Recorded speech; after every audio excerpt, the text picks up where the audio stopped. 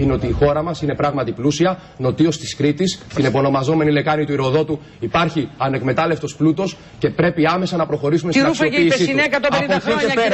Από εκεί και πέρα, πρέπει να πάρουμε το παράδειγμα του κράτους του Ισραήλ. 150 χρόνια ρούφα για τον πλούτο. Είπε ναι. Άσε τώρα. Ποιος ξεκίνησε να βγάζει πετρέλαιο, κυρία Κανέλη?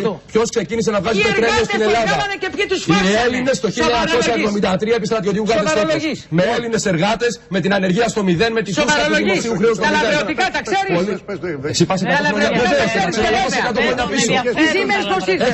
Πρέπει στη Χρυσή Αυγή λες για τη Siemens. Στη Χρυσή Αυγή τα λες για τους χωροφύλακες του 1910. Άσε, εμείς είμαστε οι μόνοι που έχουμε παίξει ξύλο με τους χωροφύλακες. Ο ΣΥΡΙΖΑ βγαίνει και λέει για αφοπλισμό των ΜΑΤ, αλλά πάντα από πίσω κοιτούσε. Μην λες για χωροφύλακες σε εμένα. Είμαστε οι μόνοι που έχουμε πάει κόντρα σε αυτό το σύστημα εξουσίας. Όταν ρωτήσανε την Παπαρίγα αν συνεργάζεται με την αστυνομία, αντί να τους καταγγείλει για προβοκάτορες, έλεγε άλλα λόγια να αγαπιόμαστε.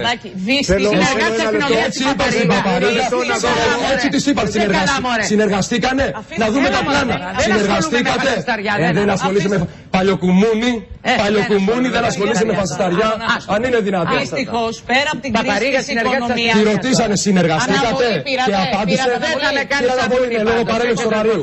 Ποιο είναι το πρόβλημα αυτό, κύριε Αναβολίνε? Με τους παλιορουφιάνους που είναι μια ρουφιάνα από το κόμμα σου και μας σύρει στα δικαστήρια κατηγορουμένους. Πέρα από την κρίση λοιπόν, ένα λεπτό, τέθηκε ένα θέμα προσωπικό και δεν επιτρέπω σε κανέναν. Ξέρετε ποια είναι η κρίση δημοκρατίας? Κυρία Δούρου, αναφερθήκατε σε ένα θέμα προσωπικό, μην μιλάτε γενικώς. Και εμφανίζονται σήμερα. Οι οποίοι θα πάνε τη χώρα 500 χρόνια πίσω. Άντε βρε νούμερο, θα πάμε 500 χρόνια πίσω τη χώρα.